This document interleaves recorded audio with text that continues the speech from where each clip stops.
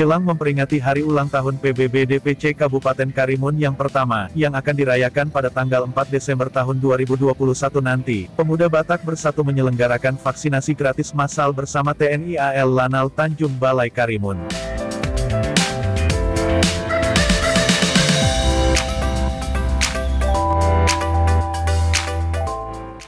Vaksinasi massal yang digelar di halaman parkiran Pasar Puan Maimunah Kamis tanggal 17 November tahun 2021 itu, dihadiri oleh Ketua PBB DPC Karimun beserta pengurus anggota dan Srikandi PBB Karimun.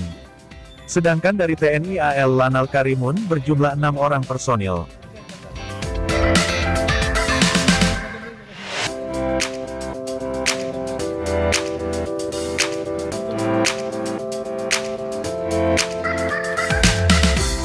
Kegiatan ini dilaksanakan untuk mempercepat target vaksinasi sesuai dengan program pemerintah.